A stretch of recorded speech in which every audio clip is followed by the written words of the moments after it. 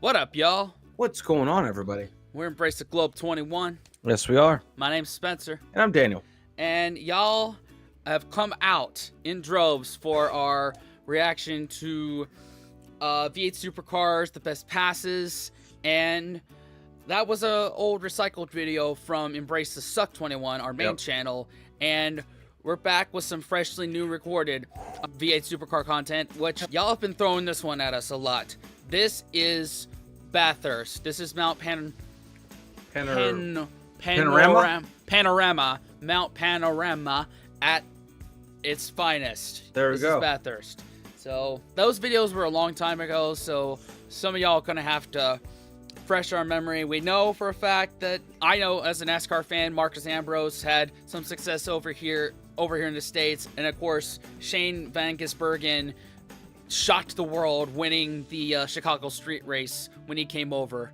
So that's I know. He knows the motorsport side of things, guys. I am not well versed at all. That's all good, but you still tag along with these things, and Oh, I'm hell yeah. appreciative of that. Hell yeah. So you ready? Yeah, man. Let's check it out. 3, 2, 1. Panorama. This is Bathurst. As soon as you head out on this mountain, it is total commitment for every single millimetre. Looks like last cars are gridded up now. If you can't make the judgment call 120 metres into 1,000 kilometres to just be a little bit sensible, don't start the race. The Super Cheap Auto Bathurst 1000 erupts. And the charge to turn one. Okay, it's a great corner, second gear. The engine's right in its sweet spot. But remember, whilst you've got to carry mid-corner speed and use that exit curb, you want to get to 100% throttle early, so don't get too greedy. Man, that would suck. Going into the first corner of a 1,000 kilometer race, I think it is, kilometers, and just, you know, this is like the Daytona 500, Indianapolis 500 of the Monaco Grand Prix of supercars and Australian motorsports. So is that like one of those hard turns right off the bat? oh yeah, you need a lot of braking, and like, I mean, going off of the grid, like, you just got to be smart and not beat yourself and make it through, because it's an endurance. It's a long time. Even I know that. And I will say, like, I don't do a lot of iRacing anymore. In fact, I don't have my steering wheel anymore, but the times I have done Mount Panorama, that was a tricky course. It's very tricky. So Hell yeah, man. yeah. Don't get caught up in the moment. The moment is 6 hours later. Side by side up mountain straight. If I can offer you one free bit of advice, every single time you exit the pit lane, you grab your belts and you tighten them. And every other lap you think of it, you tighten them again. And after a pit stop, whether they've changed the brake pads or not, tattoo it under your eyelids. Pump the brake pedal, because if they put the pads in and you forget, Fuel on the road. Oh you're in shit. corner. Man, that makes sense that there would be brake pad changes throughout a 6-hour race. Like, Wow. with the amount of braking on this course, yeah, you would need to change them out. I wonder how fast that takes. I don't know, man. Yeah. Wow. That's intense, man. Yeah. God, I've heard of tire swaps, but never brake changes. That's absolutely crazy. Yeah, I'm used to, you know, fast tire changes. Like, now it's down to like 9 seconds in a NASCAR Cup Series these days. Wow. Yeah, and fueling at the same time. So, used to that, but not really used to brake pad changes. I feel like that would be such a overlooked thing. I mean, maybe not to these guys, but like for me, like if I just jumped in, I'm like, oh wait, what? What do they have to do? But it makes sense. It makes sense. Yeah. The only time I ever heard of NASCAR, you know, doing brake pad changes is when they were at Garage 56 for the 24 Hours of Le Mans last year. That's the only time, but that was a 24-hour race, so you know, I guess they needed to do that. Yeah, got it. Okay. Yeah. Yeah, Griffin's Bend, right? It's one of the toughest on the circuit. If you don't get this one right, psychologically, you're gone for the rest of the lap. It's about 260 on the way in, remember? And you've got to knock off 130 k's an hour. But you've got to do that on the bumps on the way in. But let me give you a tip. When you're challenging for Griffin's Bend, either make the commitment or get the hell out of it. We're approaching the cutting. If I can't tell you anything simpler than this, there is one racing line up there. Oh my God! You're on the tram tracks. There is no room to put your front right tyre even a foot outside of where it needs to be. Wow.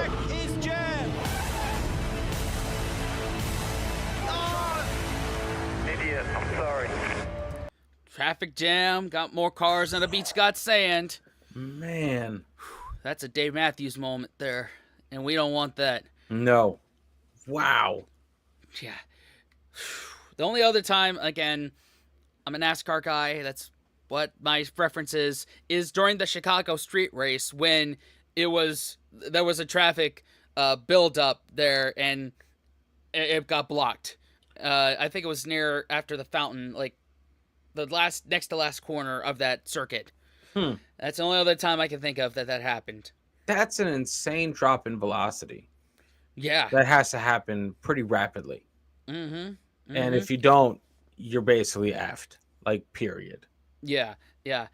And that's going up a hill, by the way. That's... Oh, man. Yeah.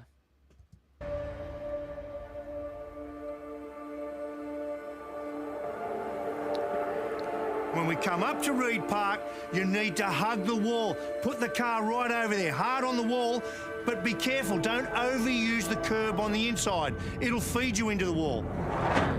Drama here. This is a great part of the circuit where we go from going up the hill and we transform to going down the hills. And no more beautiful sight than your revs in front of you. Bang, bang, bang, bang, bang.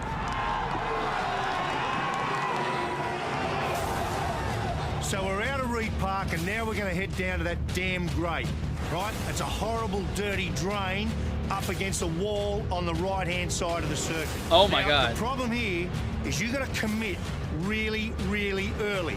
And you don't know, because nowhere in Australia does your front tyre and your car get more downward load than at the grate.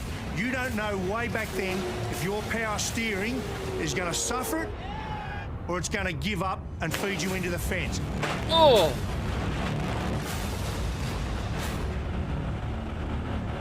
So the common theme here is car control. Like, know your limits, know how much you can hang out, where you can just coast a little bit. Wow, man. Like, that's... Like what he said. Like, you're laser focused this whole time. Yeah, yeah. Course knowledge and car control are a must. Oh, for my this. God. Yeah. Got through the grate. We're now heading through Sulman to McPhillamy Park. This is Mount Panorama. This is where you need to be thinking corners ahead of where you are. You can't see the roadway up ahead, but you're going to average from the cutting all the way to Skyline around 200 kilometres an hour. This ain't kids' play.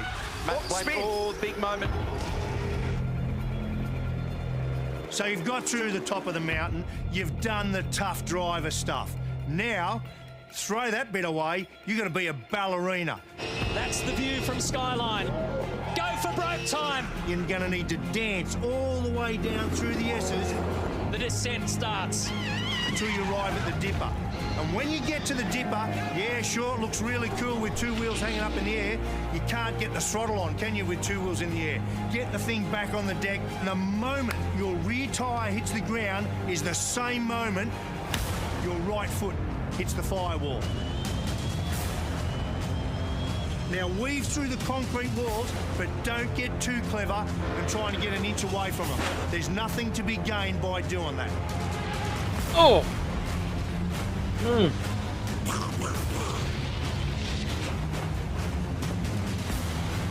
Oh my God. Forest elbow. This is the second time and the only other time in the lap that you're not going to feel your front tyres. You're going to come over the little crest there, downhill, and 1.5 tons she won't want to pull up. Oh. So this is where you need to be really measured, slow it up, because your big drama here is going to be understeer. The car does not want to turn there. They're tagging, they're tagging. For goodness sake, be aware of what's going on around you. If there's one gap you can leave open for your competitors, it's right there. Someone let me know in the comments. Do these guys have spotters with them to guide them through here, or are they on their own? Wow, man. Because that downhill part, that's I'm it's coming back to me now. That's where you definitely gotta feather that throttle. Act like there's an egg underneath of that you don't want to break. Wow. And you know, it's like a fucking roller coaster that you're going down. Dude, it looks insane. Yeah. I couldn't imagine, like, never in a million years would I actually be driving that. But, like, I couldn't imagine. I couldn't put myself in the place of this seat, this driver's seat. I'm like, that's just so. You're already thinking, like, with all these, like, motorsport stuff that we've checked out, and how fast these guys go, how difficult these road courses can be. As soon as you start, they're already at turn 6, in their heads. It's all like muscle memory. And that's crazy to think about. Yeah. Much respect. Think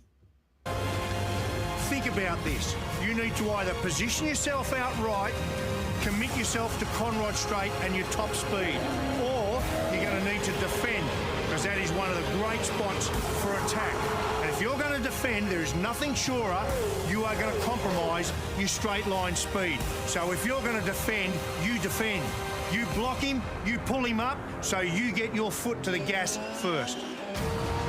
This is wild. This is as fast as it gets. 300 kilometres an hour. Now, I don't care that you want to bend the brake pedal. He goes, he's into the side of him. They run into each other. That is the definition of a white knuckle ride right there. 300 kilometer an hour, and then one of the hardest braking zones ever. Oh, you just my shit, dude. Yeah. Oh my God. That is when you are praying to every single god in the universe that your team got that brake job correct. Brakes don't fail me now. Oh my God. And I bet that's where they do. Mm-hmm. Whew. You become very religious in that moment.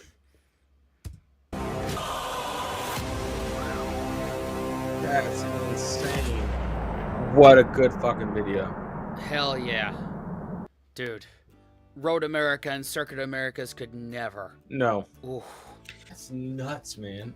It gives me a my much God. better respect for Mount Panorama and the Bathurst 1000. That's crazy. Imagine doing that 6 hours. How many laps? That's probably an ignorant question, but I have to ask. How many laps is that?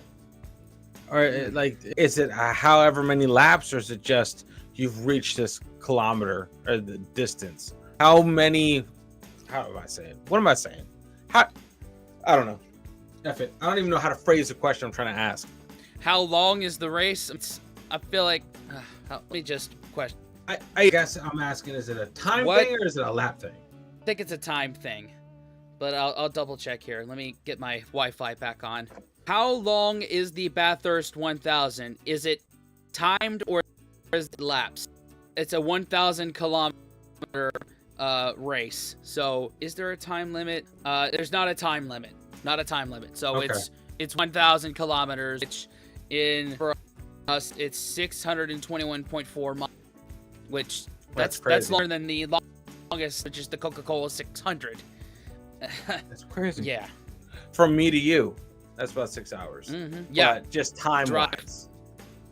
Yeah. It says this is traditionally run on the New South Wales Labor Day long weekend in early October. Since 2001, it's been run on the weekend following the long weekend, generally the second weekend of October. Okay. Now we have a time frame of when this race happens. So those of you who have gone to the Bathurst 1000, please let us know down below what we know if we just go and watch the race in person. Yeah. And best place it from. Let us know. Yeah, let's know, because I think if this is like as it is, as it seems, then this is probably already sold out this year. You know, if it's probably one of these events like they're, well, then yes, that's already sold out then. Yeah. It's like next year. As soon as those things go on sale, it's like you buy them a year in advance. Right. This is their Daytona 500, so it would make sense if it's sold out far in advance. I mean, the earliest either one of us would go would be 2025, since we already have travel plans for 2024. So y'all let us know. For sure. Yeah. And thanks for watching, y'all. Consider subscribing, watching another video, and what else, Dan? Unplug and do something epic, guys. See y'all next time. Fellas, we could be that mistake. Let's do this.